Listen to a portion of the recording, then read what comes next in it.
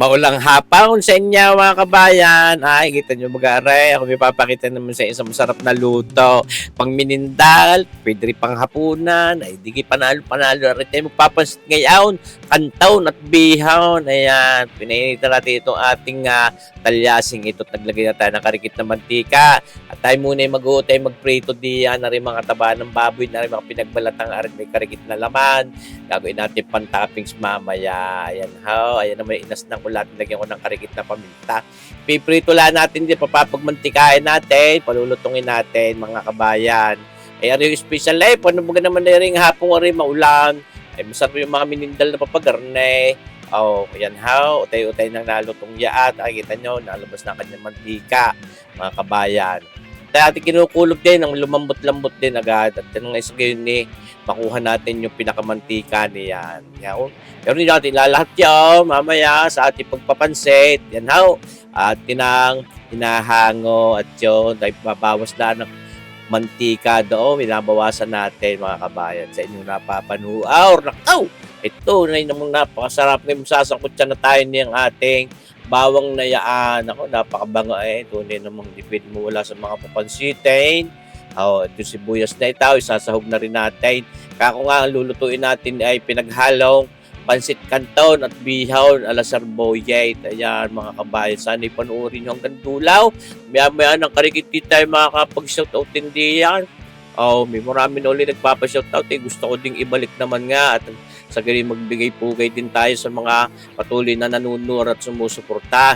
And sinog na rin natin yung ating sibuyas na yun at saka yung ating karne ng baboy na binabada ko lang ng karikit na oyster sauce, karikit na paminta. Ayan, ating pinalalambot-lambot din ng karikit diyan. Wow, tunay naman.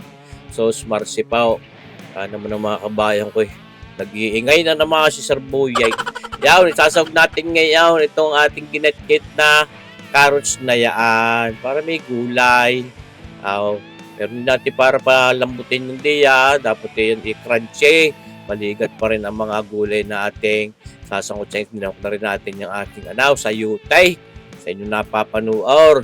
Ngayon, meron din tayong ginait-git na celery at gustong-gusto ko rin lang lalo yun ngayon sa mga papansite, lalo pag mga bihon.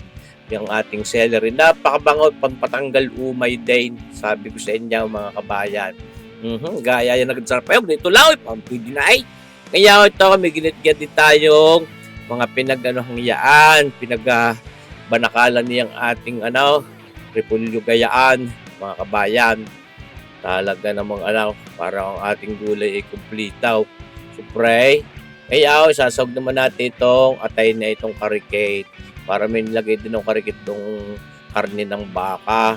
Ginit-git ko ng pinaw. Yan halo-halila natin ang papagayan niya. Huwag papagayan mga kabayan. Papagayan dapat. Para masarap. Na napapanood niyo, sasahog naman natin itong ating napaka-cabbage na ito. Itong pitsay bagyaw. Nilagay ko kanina yung mga repulyo, karikit na aking binawas. Yan ating sinasabi-sabay ng karikit na tubig. At ito, lalagyan natin ng mga sa kutsaritang diyan, lamang, toyo, mga kabayan. At mamaya yung ating kaldong gagamitin lalagyan din natin. Yan hinango na muna natin yung mga gulay na yan at nang sa kayo hindi siya malubsa. Kay kako nga dapat yan maligat. Hindi maganda pagka yung mga gulay-gulay na papagayan malambaut, mga kabayan. Lirit ang ulan din Ngayon maglalagay na tayo ng ating gagawin pinakasabaw o kaldo. Hindi naman yan kaldo mismo pero may magiging para kaldo din yan. May ilalagay tayo diyan. Yun din naman ang suma niyan, mga kabayan. Hindi palulutungin natin yan, mga kabayan. At nang sa gayon, palulutong pakukuluin. Yan, marsipaw. Maga naman, may gusto pumasok din sa pinto. Ako'y nakaharang din And naglagay tayo ng isang pirasong pork broth cube. At ito, maglalagay tayo ng mga 2 kutsarang oyster sauce. Na hindi pwedeng mawala diyan, mga kabayan. Dahil nang sagay para siguradong malinamnam. Kahit hindi magbitsin, basta may gayata, lalagyan din natin ng paminta. Yan, bubudburan natin ng karikit na papagayaan. Karikit pero madami-dami para mas mabangaw at mas masarap. Lalo pag mga pansit bihon at kantaon.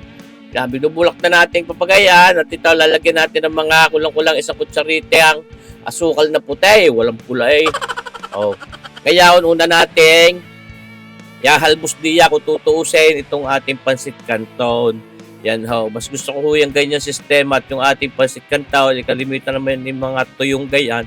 Misay putol-putol yan. Pag yan ho, isinabay din natin ng halo sa bihon agad. Nako, makunat pa ang bihon ang kanton ilubsa. Kaya atin niya ang iniuna. Ngayon, lalagyan din natin karikit na black caramel yan. Walang amoy, walang lasa yan. Pampagandala ng kulay ang mga isang kutsara ang ating inilagay mga kabayan. So, marsipaw tawaray. Alaga namang ang sarap niyang ating Ako nga sa inyo. Alaga namang mga kabayan. Hindi bagahaw. Pagkagarin mga maulang hapon napakasarap ng garning minindal. Ating hahanguin na. Yan huy maligat pa. Kung tutusin makunat-kunat pa yan. Ating hahanguin at mamaya natin gustuhin yung lambot niya at ligat. Pag isinahog na natin sa pansit bihong itaw, yan ho, kita nyo ba yan? Kalahating kilo lang na pansit bihon yan, mga kabayan. Talaga namang napakasarap po niyang ating padaling pag may kasunod na mga malalag ko kayong soft drinks, panalo yung sabi ko sa inyo, mga kabayan. Yan ho, di atin yung papagbali-balintungin lang sa ating pinakasabaw na yan, pinakakaldaw. Yan ho, templado na yan kung tutuusin. Hihiwag-hiwagin lang natin papagayan, mga kabayan. At talaga namang yung ating pansit bihong yan maya-maya po malapit na sa katotohanan. Hiwag-hiwag na Kita nyo kanina katigas-tigas pa. Ngayon, lalagyan natin ng toyo. Kako nga sa inyo kanina, mga isang kutsara at kalahati yan. Kaya hindi natin pinakadamihan ng toyo yung mga gulay-gulay natin. Baka umalat. Tsahin, mga kabayan. Halu-haloy na napapagayan yan. At talaga naman dapat siya hinahalaw. Isasawag na natin ngayon yung ating kanton, utay-utay, napapagayan para hindi umanaw. Magsapi-sapi, dapat hiwa-hiwalay yan. Ma-distribute siya, pantay-pantay. Yun, mga kabayan. Di ba tuloy lang halaw, siyempre, para hindi magtutong. Ayan, at talagang ayos na yun, tinimusan ko. Panalo na ang ligat at lambot ng ating pansit canton at bihon. Sinahugan na rin natin ng gulay-gulayaan, mga kabayan. Yan ho, halo-halo na natin ang papagayaan. Ako nga sa inyo, mga kabayan, aring mga pansit canton at bihong, napakasarap pong minindal. Napakasarap na meriendahin. Ito nag-aayaya, sarap. Ay hindi napapaibig maglutaw. Magluto rin kayo na rin, mga kabayan. At sabi ko sa inyo, panalo. Sus marsipaw, tawarin ka naman ni kabayan si Porprek. Ang itsura. Salamat po sa inyong panunood, mga kabayan. Dito sa ating video luto na itong ating pansit canton at bihaw ni Sir Boyet. Mga kabayan, tayo magsha-shoutout ng karikit, mga kabayan. At talaga namang maraming nagpapa-shoutout ngayon Ay, sabi ko nga, di magsha-shoutout. Para nang sa gayon ni panalo. Siyempre, isa-shoutout natin, mga kabayan, ang si kabayang at Jesso Livar 4962. Diyan, shoutout po diyan sa mga taga Marinduque. Salamat po sa panunood sa inyo, yung mga subscribers natin diyan. Ngayon, hindi gusto natin i-shoutout ang si kabayang at Mark Julius Magsipok 1022. Shoutout sa iyo, kabayan. Salamat sa iyong panunood.